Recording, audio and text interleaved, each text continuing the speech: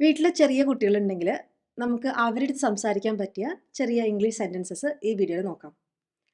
രാത്രിയൊക്കെ ആയിട്ടുണ്ടെങ്കിൽ കുട്ടികളെ കണ്ടിട്ടുണ്ടെങ്കിൽ നിനക്ക് നല്ല ഉറക്കം വരുന്നുണ്ടല്ലോ അങ്ങനെ പറയില്ല നമ്മൾ. അത് പറയാൻ വേണ്ടിയിട്ട് you look sleepy, you look sleepy, നിന്നെ കണ്ടിട്ട് ഉറക്കം വരുന്ന മാതിരി ഉണ്ടല്ലോ, യു ലുക്ക് സ്ലീപ്പി. അല്ലെങ്കിൽ ക്ഷീണമുള്ളതുപോലെ ഉണ്ടല്ലോ, യു ലുക്ക് ടയേർഡ്. അപ്പോൾ യു ലുക്ക് കഴിഞ്ഞിട്ട് എന്താ അവസ്ഥ അത് പറയാം, യു ലുക്ക് ടയേർഡ്. ഇനി കളിക്കുന്നത് നിർത്ത്, സ്റ്റോപ്പ് പ്ലേയിങ് നൗ. സ്റ്റോപ്പ് എന്ന് വെച്ചാൽ നിർത്തുക, stop playing now.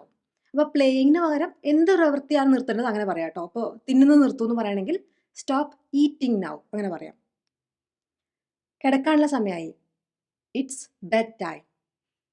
It is bed time, ചുരുക്കിയിട്ട് ഇറ്റ്സ് ബെഡ് ടൈം. അല്ലെങ്കിൽ ടൈം ഫോർ ബെഡ്, കിടക്കാനുള്ള സമയമായി തന്നെയാണ് അതിൻ്റെ അർത്ഥം കേട്ടോ. ടൈം ഫോർ ബെഡ് അല്ലെങ്കിൽ time to go to bed അങ്ങനെയും പറയാം. നീ പല്ല് തേച്ചോ അങ്ങനെ ചോദിക്കുക, have you brushed your teeth, have you brushed your teeth. അല്ലെങ്കിൽ did you brush your teeth അങ്ങനെയും ചോദിക്കാം കേട്ടോ. അപ്പോൾ ആരെങ്കിലും ചിന്തിക്കുന്നുണ്ടാവും ഹാവ് ഉപയോഗിക്കണോ ഡിഡ് ഉപയോഗിച്ചൂടെ എന്ന്. അങ്ങനെ ചോദിക്കാം, did you brush your teeth. നിനക്ക് തണുക്കുന്നുണ്ടോ, ചില സമയത്ത് രാത്രി കുറച്ച് തണുപ്പൊക്കെ ഉണ്ടെങ്കിൽ തണുപ്പുണ്ടോ, do you feel cold, do you feel cold. നിനക്ക് പുതപ്പ് വേണോ, do you need a blanket. അപ്പം എന്തെങ്കിലും വേണോ എന്ന് ചോദിക്കണമെങ്കിൽ ഡു യു നീഡ്. അത് കഴിഞ്ഞിട്ട് എന്ത് സാധനം അതിൻ്റെ പേര് പറയാം, do you need a blanket. Blanket എന്ന് വെച്ചാൽ പുതപ്പ്, നിനക്ക് പുതപ്പ് വേണോ, do you need a blanket. അപ്പോൾ അത് കൊടുത്തു കഴിഞ്ഞാൽ ഗുഡ് നൈറ്റ്, ഉറങ്ങിക്കോളൂ എന്ന് പറയാൻ ഗുഡ് നൈറ്റ്. ഈ ഗുഡ് നൈറ്റിനൊപ്പം പൊതുവേ നമ്മൾ കുട്ടികളടുത്ത് പറയും ഗുഡ് നൈറ്റ് സ്ലീപ്പ് ടൈറ്റ്, അങ്ങനെ ഒരു ചൊല്ലുണ്ട്, അങ്ങനെ പറയും നമ്മൾ കുട്ടികൾ ഉറങ്ങാൻ പോകുമ്പോൾ. ഒരു പ്രാസൊപ്പിച്ച് പറയാൻ ഗുഡ് നൈറ്റ് സ്ലീപ്പ് ടൈറ്റ്. ഇനി കുട്ടികൾ കുളിക്കണ സമയമാണെങ്കിൽ അവരുടെ അടുത്ത് നമ്മൾ കുളിക്കാനുള്ള സമയമായി അങ്ങനെ പറയില്ലേ. അപ്പോൾ ഇതേപോലെ തന്നെ time for a bath. Bath എന്ന് വെച്ചാൽ കുളിക്കുക, അല്ലെങ്കിൽ ഷവർ എന്നും പറയാം കേട്ടോ. Time for a shower. Shirt ഊരിക്കേ എന്ന് പറയില്ലേ. Take off your shirt. ഇവിടെ ടേക്ക് ഓഫ് എന്ന് വെച്ചിട്ടുണ്ടെങ്കിൽ ഊരുക, റിമൂവ് ചെയ്യുക, അതാണ് അർത്ഥം കേട്ടോ. റിമൂവ് യുവർ ഷർട്ട് എന്ന് പറയാം, തെറ്റില്ല. പക്ഷേ കോമൺ ആയിട്ട് കേട്ട് വരുന്നത് ടേക്ക് ഓഫ് യുവർ ഷർട്ട്. അല്ലെങ്കിൽ എന്ത് വസ്ത്രമാണ് അത് ടേക്ക് ഓഫ് ചെയ്യാന്ന് വെച്ചാൽ അത് ഊരുക. കൈ കഴുകാനാണെങ്കിൽ റോൾ അപ്പ് യുവർ സ്ലീവ്സ് എന്ന് വെച്ചാൽ ഇറക്കമുള്ള സ്ലീവ്സ്, നീണ്ട സ്ലീവ്സ് ഉണ്ടെങ്കിൽ അത് നനയില്ലേ കൈയൊക്കെ കഴുകുമ്പോൾ. അപ്പോൾ അതൊന്ന് മടക്കി വെക്കുമെന്ന് പറയാൻ role up your sleeves, role up your sleeves. ഇനിയിപ്പോൾ കുട്ടിയുടെ മുടി ഞാൻ കഴുകി തരാം അങ്ങനെ പറയില്ലേ. അങ്ങനെ എന്തെങ്കിലും ചെയ്ത് തരട്ടെ എന്ന് ചോദിക്കാൻ വേണ്ടിയിട്ട് let me help U wash your hair. ഞാൻ നിൻ്റെ മുടി കഴുകാൻ വേണ്ടിയിട്ട് സഹായിക്കട്ടെ. Let me help U wash your hair. അപ്പോൾ വാഷ് യുവർ ഹെയറിന് പകരം നിങ്ങൾക്ക് എന്ത് പ്രവൃത്തിയാണ് കുട്ടികളെ സഹായിക്കാൻ താല്പര്യമുള്ളത് അത് ചേർക്കാം. ഇപ്പോൾ let me help you comb your hair, മുടി ചീഴില്ലേ, അതാണ് കോം യുവർ ഹെയർ, അത് ചെയ്യാൻ സഹായിക്കട്ടെ. Let me help you comb your hair. പിന്നെ കുളിക്കുന്ന സമയത്ത് നീ ചെവിയുടെ പുറകിലൊക്കെ കഴുകിയോ അങ്ങനെയൊക്കെ ചോദിക്കില്ലേ. Did you wash behind your ears. ചെവിയുടെ പുറകിൽ കഴുകിയോ, did you wash behind your ears, അത് ചെയ്തോ എന്ന് ചോദിക്കാൻ കേട്ടോ. അല്ലെങ്കിൽ കൈൻ്റെ അടിയിൽ കഴുകിയോ, did you wash under your arms, കൈൻ്റെ അടിയിലൊക്കെ കഴുകിയോ. പിന്നെ കുട്ടി ഇറങ്ങി വരുമ്പോൾ മിക്കവാറും നിലമൊക്കെ നനഞ്ഞിട്ടുണ്ടെങ്കിൽ നമ്മൾ പറയില്ലേ ശ്രദ്ധിക്കണേ നിലം നനഞ്ഞിരിക്കുകയാണ്. അപ്പോൾ ശ്രദ്ധിക്കണം എന്ന് പറയാൻ വേണ്ടിയിട്ട് be careful.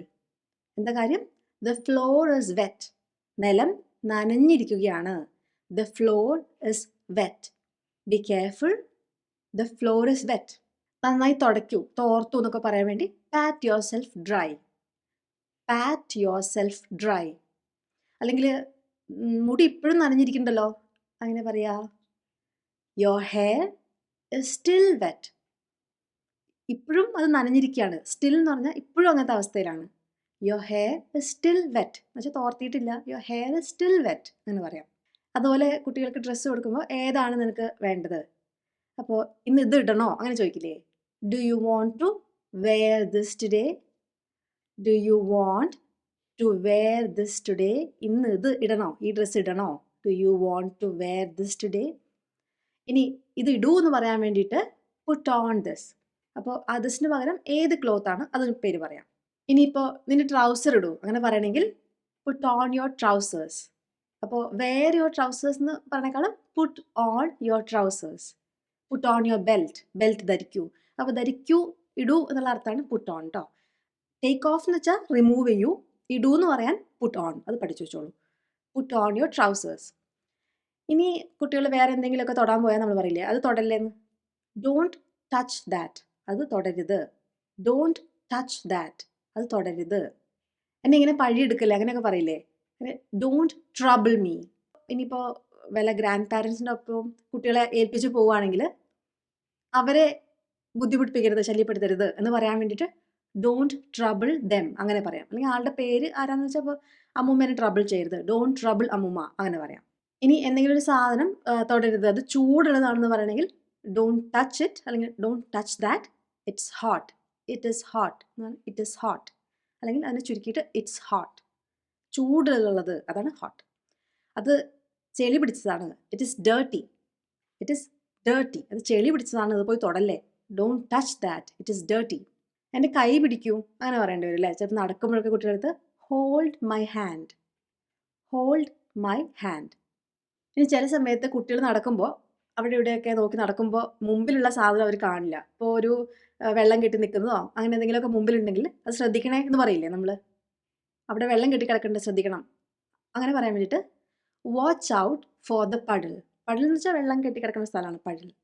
Watch out for the puddle. ഇനിയിപ്പോൾ എന്തെങ്കിലും ഒരു സാധനം അവിടെ ഉണ്ട്, അത് കുട്ടിക്ക് അപകടമാണ് എന്ന് പറയണമെങ്കിൽ ബി കെയർഫുൾ അല്ല, ശ്രദ്ധിക്കണം എന്നല്ലേ ബി കെയർഫുൾ. പക്ഷേ പെട്ടെന്ന് തന്നെ നീ ശ്രദ്ധിക്കണം, ഒരു അപകടം ഉണ്ട് എന്ന് പറയുകയാണെങ്കിൽ വാച്ച് ഔട്ട് എന്ന് പറയാം. ഇപ്പോൾ പെട്ടെന്ന് ഒരു കാറ് ക്രോസ് ചെയ്യാണ്, വാച്ച് ഔട്ട്. അപ്പോൾ വാച്ച് ഔട്ടാണ്, ശ്രദ്ധിക്കുക, വളരെ സീരിയസ് ആയിട്ട് ഉടൻ തന്നെ ശ്രദ്ധിക്കൂ എന്നുള്ള അർത്ഥത്തിൽ വാച്ച് ഔട്ട്. അതിൽ ചവിട്ടരുത് എന്ന് പറയാൻ വേണ്ടിയിട്ട് ഡോണ്ട് സ്റ്റെപ്പ് ഇൻ ഇറ്റ്. അതിൻ്റെ ഉള്ളിൽ ചവിട്ടരുത്, ഡോണ്ട് സ്റ്റെപ്പ് ഇൻ ഇറ്റ്. ഇനി ചില സമയത്ത് കുട്ടികൾ എന്തെങ്കിലുമൊക്കെ ചെയ്യുമ്പോൾ, ഇപ്പോൾ ഒരു പേന കൊണ്ട് വരയ്ക്കുകയും അല്ലെങ്കിൽ ഒരു പേപ്പർ പിടിക്കുകയും ഒക്കെ ചെയ്യുമ്പോൾ അവർക്ക് ജെൻറ്റിലായിട്ട് ചെയ്യാൻ അറിയില്ല, സൗമ്യമായിട്ട് ചെയ്യാൻ അറിയില്ല. അപ്പോൾ നമുക്ക് അവരുടെ അടുത്ത് നല്ല സൗമ്യമായിട്ട് ചെയ്യൂ എന്നുള്ള പറയാൻ വേണ്ടിയിട്ട് ബി ജെൻറ്റിൽ. ഇപ്പോൾ എന്തെങ്കിലും പിടിക്കുകയാണെങ്കിലും ബി ജെൻറ്റിൽ. ഇപ്പോൾ പൊതുവെ എന്തെങ്കിലുമൊക്കെ പിടിച്ച് വരയ്ക്കുകയാണെങ്കിൽ കുത്തി വരച്ചാൽ ആകെ മുഷിഞ്ഞു പോകില്ലേ. അപ്പോൾ മെല്ലെ ചെയ്യാൻ വേണ്ടി പറയാൻ വേണ്ടിയിട്ട് ബി ജെൻറ്റിൽ, സൗമ്യമാകൂ എന്നാണ് അതിൻ്റെ അർത്ഥം കേട്ടോ. ഇനി പലപ്പോഴും കുട്ടികൾ അവരുടേതല്ലാത്ത സാധനങ്ങൾ എടുക്കാൻ വേണ്ടിയിട്ട് അവർക്ക് ഭയങ്കര ഇൻട്രസ്റ്റ് ആയിരിക്കും അല്ലേ. അപ്പോൾ നമുക്ക് പറയാൻ പറ്റുന്നൊരു കാര്യം ഡോണ്ട് ടേക്ക് ഇറ്റ്, അതെടുക്കരുത്. ഇറ്റ് ഈസ് നോട്ട് യോഴ്സ്, അത് നിൻ്റെ അല്ല. Don't take it, it's not yours. നിൻ്റെ കാര്യം മാത്രമേ നീ എടുക്കാൻ പാടുള്ളൂ അങ്ങനെയല്ലേ. അപ്പോൾ നീ അതെടുക്കരുത്, don't take it, it is not yours. ചുരുക്കിയിട്ട് ഇറ്റ്സ് നോട്ട് യോഴ്സ്. അല്ലെങ്കിൽ അതെടുക്കരുത്, നിനക്ക് വേദനിക്കും. യു മൈറ്റ് ഗെറ്റ് ഹേർട്ട്, നിനക്ക് വേദനിക്കും. യു മൈറ്റ് ഗെറ്റ് ഹേർട്ട്, നിനക്ക് വേദനിക്കാം. മൈറ്റ് എന്ന് പറയുമ്പോൾ ചിലപ്പോൾ അങ്ങനെ സംഭവിക്കാം. You might get hurt. നീ എന്തായാലും വേദനിക്കുന്നു പറയണമെങ്കിൽ യു വിൽ ഗെറ്റ് ഹേർട്ട്. എന്തായാലും സംഭവിക്കും, എന്തായാലും നിനക്ക് വേദനിക്കും, യു വിൽ ഗെറ്റ് ഹേർട്ട്. പൊതുവെ നമ്മൾ അങ്ങനെ പറഞ്ഞേക്കാട്ടും യു മൈറ്റ് ഗെറ്റ് ഹേർട്ട് അങ്ങനെയാണ് പറയാറ്. യു മൈറ്റ് ഗെറ്റ് ഹേർട്ട്, നിനക്ക് വേദനിക്കാം. അത് തൊടല്ലേ, don't touch that. You might get hurt, നിനക്ക് വേദനിക്കാം. അല്ലെങ്കിൽ അവന് വേദനിക്കും, അവനോട് അങ്ങനെ ചെയ്യരുത് എന്ന് പറയണമെങ്കിൽ ഹി മൈറ്റ് ഗെറ്റ് ഹേർട്ട്. നീ അവനെ അങ്ങനെ പിടിക്കല്ലേ, ഹി മൈറ്റ് ഗെറ്റ് ഹേർട്ട്. ഇപ്പോൾ ഇളയ കുട്ടികളൊക്കെ ഉണ്ടെങ്കിൽ ഇവർ ഒന്ന് നോക്കാണ്ടൊക്കെ എടുക്കുമ്പോൾ ചിലപ്പോൾ അവർക്ക് വേദനിക്കില്ലേ. അപ്പോൾ ഡോണ്ട് ഡു ദാറ്റ്, ചെയ്യല്ലേ. ഹി മൈറ്റ് ഗെറ്റ് ഹേർട്ട്, അവന് വേദനിക്കാം. അല്ലെങ്കിൽ ഇനിയിപ്പോൾ നമ്മുടെ കുട്ടിക്ക് തന്നെ വേദനിച്ചോ എന്ന് ചോദിക്കണമെങ്കിൽ ഡിഡ് യു ഗെറ്റ് ഹേർട്ട്, വേദനിച്ചോ. ഡിഡ് യു ഗെറ്റ് ഹേർട്ട് അങ്ങനെ ചോദിക്കാം. Did you get hurt. ഇത് എങ്ങനെയാണ് സംഭവിച്ചത് അങ്ങനെ ചോദിക്കില്ല. എന്തെങ്കിലും പരിക്കൊക്കെ പറ്റിയ ഹൗ ഡിഡ് ദിസ് ഹാപ്പൻ, എങ്ങനെയാണ് സംഭവിച്ചത്. ഹൗ ഡിഡ് ദിസ് ഹാപ്പൻ, എങ്ങനെയാണ് ഇത് സംഭവിച്ചത്. അല്ലെങ്കിൽ വാട്ട് ഹാപ്പൻഡ്, എന്താണ് സംഭവിച്ചത്. ഇപ്പോൾ ഹൗ ഡിഡ് ദിസ് ഹാപ്പൻ എന്ന് ചോദിക്കുക, അല്ലെങ്കിൽ വാട്ട് ഹാപ്പൻഡ്, രണ്ടിനും ഏകദേശം ഒരേ അർത്ഥമാണ് കേട്ടോ. എന്താ സംഭവിച്ചത്, വാട്ട് ഹാപ്പൻഡ്. ഹാപ്പൻഡ് പാസ്റ്റ് ടെൻസിലാണ്, വാട്ട് ഹാപ്പൻഡ്. ഇനി ചില സമയത്ത് കുട്ടികൾ ഒരു കാര്യമില്ലാണ്ട് വെറുതെ അലറില്ലേ. അപ്പോൾ എന്താണ് കാര്യം എന്ന് പറയും, ഈ അലർച്ച നിർത്തിയിട്ട്, കരച്ചിൽ നിർത്തിയിട്ട്. കരച്ചിൽ എന്ന് വെച്ചാൽ ക്രൈ ആണ്, പക്ഷേ ഈ അലർന്ന് നിർത്തിയിട്ട് എന്താ കാര്യം എന്ന് പറയുക അങ്ങനെ പറയില്ല നമ്മൾ. സ്റ്റോപ്പ് സ്ക്രീമിങ്, സ്ക്രീം ചെയ്യാന്ന് വെച്ചാൽ അലറിക്കറിയാം. Stop screaming and tell me what you want, നിനക്ക് എന്താ വേണ്ടത് എന്ന് എന്നോട് പറയൂ. Stop screaming and tell me what you want, നിനക്ക് വേണ്ടത് എന്താണെന്ന് എൻ്റെ അടുത്ത് പറയൂ. ടെൽ മീ, പറയൂ. വാട്ട് യു വാണ്ട്, നിനക്ക് എന്താ വേണ്ടതെന്ന്. ഇനി സ്കൂളൊക്കെ വിട്ട് വരുന്ന കുട്ടികളുടെ അടുത്ത് കുറച്ച് കാര്യങ്ങളൊക്കെ എല്ലാ ദിവസവും ചോദിക്കണമല്ലേ നമുക്ക്. അപ്പോൾ ആദ്യം തന്നെ അവരുടെ അടുത്ത് ചോദിക്കുക, നീ എന്താന്ന് പഠിച്ചത് അല്ലേ. What did you learn today, what did you learn today, ഇന്ന് എന്താ പഠിച്ചത്. ഇന്ന് എങ്ങനെ ഉണ്ടായിരുന്നു നിന്റെ ദിവസം അങ്ങനെ ചോദിക്കില്ലേ. How was your day, how was your day. ഇനി മിക്കവാറും നമ്മൾ അവരുടെ വല്ല ഫ്രണ്ട്സും ഉണ്ടെങ്കിൽ നമുക്ക് അവരുടെ പേരൊക്കെ അറിയുണ്ടാവും. അപ്പോൾ അവരോട് ചോദിക്കില്ലേ, നീ ഇന്ന് ആളെ കണ്ടോ, നിന്റെ ഫ്രണ്ടിനെ കണ്ടോ. അപ്പോൾ ഫ്രണ്ടിൻ്റെ പേര് ഒരു എക്സാമ്പിളിന് വേണ്ടിയിട്ട് ഞാൻ ആര്യൻ എന്ന് പറയാണ്. നീ ഇന്ന് ആര്യനെ കണ്ടോ, ക്ലാസ്സിൽ പോയപ്പോൾ കണ്ടോ എന്ന് ചോദിക്കുകയാണ്. Did you meet Aryan, did you meet Aryan, ആര്യനെ കണ്ടോ. അവൻ എന്താ പറഞ്ഞേ, വാട്ട് ഡിഡ് ഹീ സേ, എന്താണ് അവൻ പറഞ്ഞത്. വാട്ട് ഡിഡ് ഹീ സേ, അവൻ എന്താ പറഞ്ഞത്. നീ ഇന്ന് എന്തെങ്കിലും കളിച്ചോ, did you play something today, did you play something today. അല്ലെങ്കിൽ ഇന്ന് ഉച്ചയ്ക്ക് നീ ഭക്ഷണം കഴിച്ചോ, did you have lunch today, ഇന്ന് കഴിച്ചോ. Did you have lunch today, നീ മുഴുവനും കഴിച്ചോ. Did you eat all of it, കളഞ്ഞോ എന്ന് അറിയാൻ വേണ്ടിയിട്ടാണ്. മിക്കവാറും കുട്ടികൾ ആ എന്ന് പറയും പക്ഷെ കളയും അല്ലേ. അപ്പോൾ അതിനുള്ള ചോദ്യമാണിത്. Did you eat all of it, മുഴുവൻ കഴിച്ചോ, എല്ലാം കഴിച്ചോ. Did you eat all of it. ഇനി ഭക്ഷണം കഴിക്കുമ്പോൾ കുട്ടികളടുത്ത് പലപ്പോഴും നമ്മൾ പറയുന്ന കാര്യമാണ് നന്നായി ചവച്ച് കഴിക്കാൻ അല്ലേ. വിഴുങ്ങരുത്, ചവച്ച് കഴിക്കുക. ച്യൂ വെൽ, ച്യൂ എന്നല്ല ച്യൂ വെൽ, നന്നായിട്ട് ചവച്ചരച്ച് കഴിക്കൂ, ച്യൂ വെൽ. പിന്നെ കുട്ടികൾ ചില സമയത്ത് വേറെ ആൾക്കാരുടെ അവരുടെ ഫ്രണ്ട്സിൻ്റെ ഒക്കെ ഭക്ഷണം ഷെയർ ചെയ്ത് കഴിക്കാറുണ്ട് അല്ലേ. ഇന്ന് വേറെ ആൾക്കാരുടെ ഇന്നൊരു സാധനം കൊണ്ടുവന്ന് കഴിച്ചു എന്നൊക്കെ പറയില്ലേ.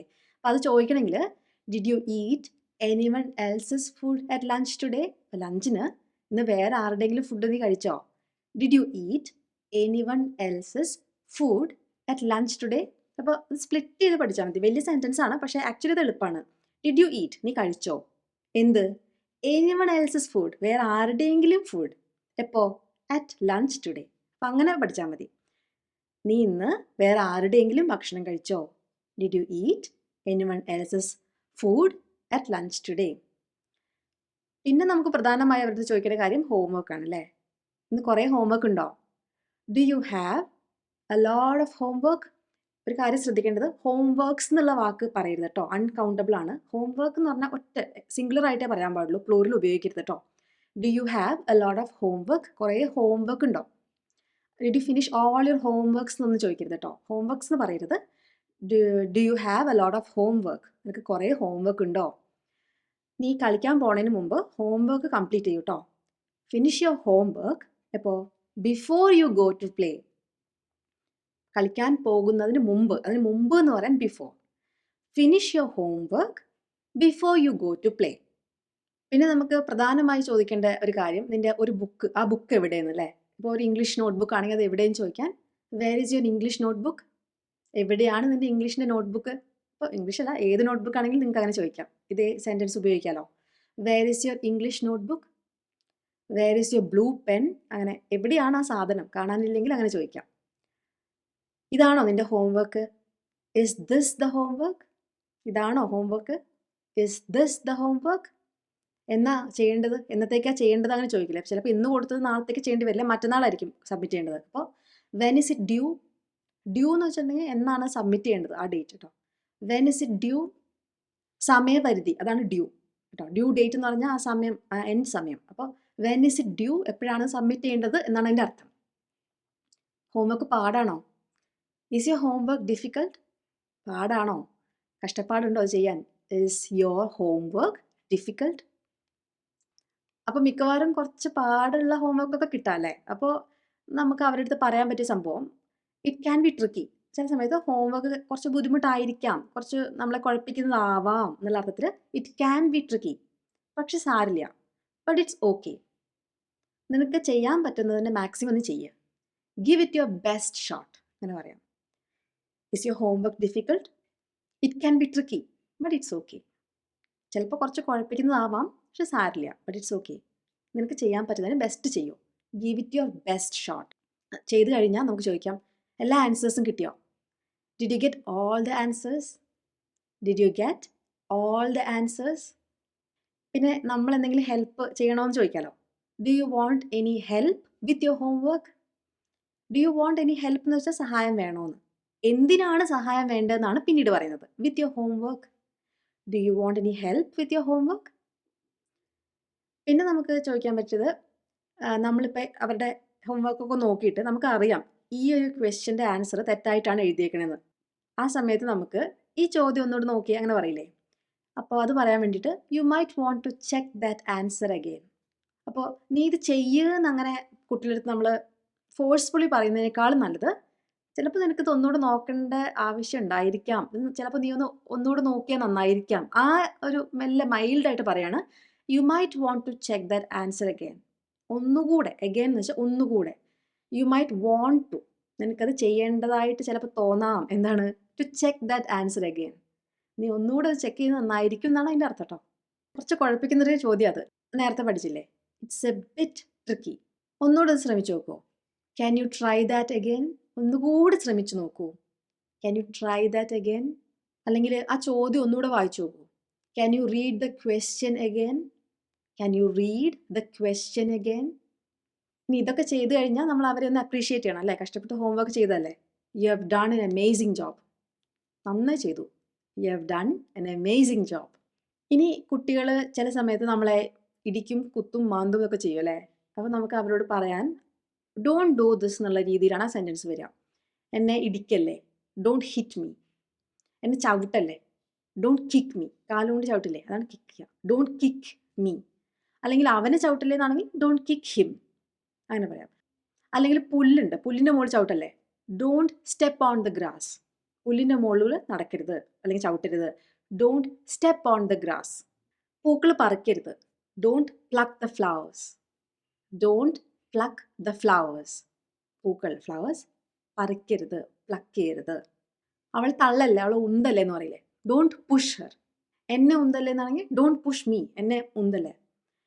എന്നെ മുടി പിടിച്ച് വലിക്കല്ലേ, ഡോണ്ട് പുൾ മൈ ഹെയർ. എൻ്റെ മുടി പിടിച്ച് വലിക്കുക, അതാണ് പുൾ മൈ ഹെയർ. അത് ചെയ്യല്ലേ, ഡോണ്ട് പുൾ മൈ ഹെയർ. അപ്പോൾ അവളുടെ മുടി പിടിച്ച് വലിക്കല്ലേ എന്നാണെങ്കിൽ ഡോണ്ട് പുൾ ഹെർ ഹെയർ. അപ്പോൾ കുട്ടികളോട് പറയാൻ പറ്റിയ വളരെ വളരെ സിമ്പിളായിട്ടുള്ള കുഞ്ഞു കുഞ്ഞു സെൻറ്റൻസുകളാണ്. പഠിച്ചു വെച്ചോളൂ. കുട്ടികളുടെ അടുത്ത് പറയുമ്പോൾ അവർക്കൊരു സന്തോഷമാവും അല്ലേ? എന്തെങ്കിലും സംശയങ്ങളുണ്ടെങ്കിൽ കോമൻസിൽ അറിയിച്ചോളൂ. അടുത്ത വീഡിയോയിൽ വീണ്ടും കാണാം. അതുവരേക്കും ബൈ.